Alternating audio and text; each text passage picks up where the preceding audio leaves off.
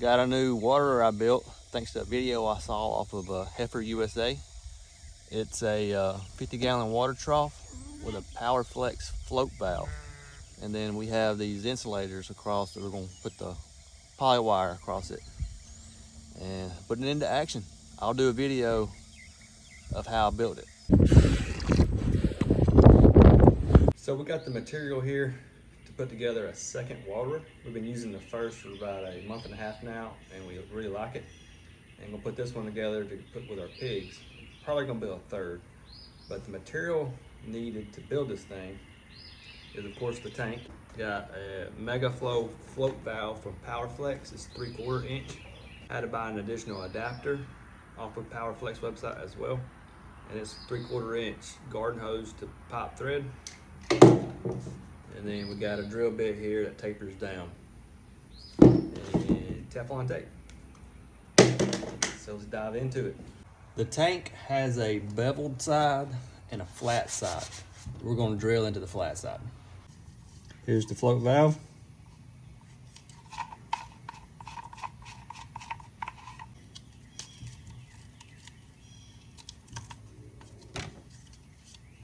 All right. So this should go all the way down on this bit.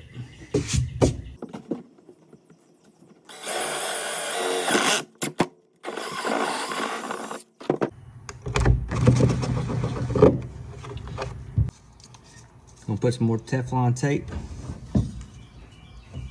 on the threads.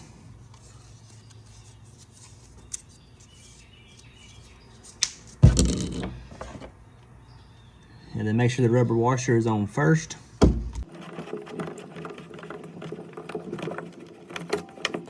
You want to make sure this hole is pointed down because that's where the water comes in at.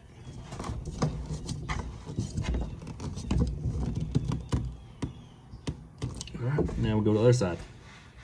Going to add some more Teflon tape right here. Next, put on this washer.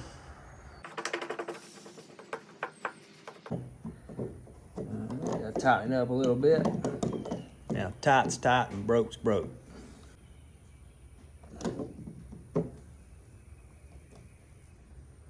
Now we got to put on this adapter that makes it fit to a water hose. All right, now it's time to install the water hose. Now on the first one we hooked it up to a 50-foot water hose. On this one I have bought a 5-foot water hose that the 50-foot will hook to. Reason being, it's kind of hard to move this with a 50-foot water hose still attached to it. And I don't want to be dealing with the fitting here all the time. So come up with this idea. Now, the water hoses that we've started using are these FlexZilla water hoses, 150 PSI water hose, and they seem to be very durable. They cost a lot more. But over the years, we have spent a lot of money on water hoses, the latex ones, and they last one season really. We're having to rebuy them the next year. They leak, having to repair them. They get ran over out in the pasture, these ends, they leak. These seem to be very durable. I would rather spend more money up front than to buy the cheaper ones and have to rebuy them the next year. So really like these. Gotta put some Teflon tape on the threads because this end will not be messed with anymore.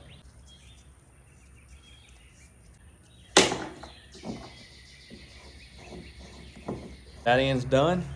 This end already has the cutoff valve on it, as well as it's been Teflon taped. So this will not come off. The 50-foot hose or the 100-foot hose, we'll attach it here and we'll cut this on and off as we need it. Disconnect it and move it. Should be easier. So that's that. Now we got to go do the float valve. Take the string, thread the needle, and then when we take it out to pasture, we're going to let it fill up with water.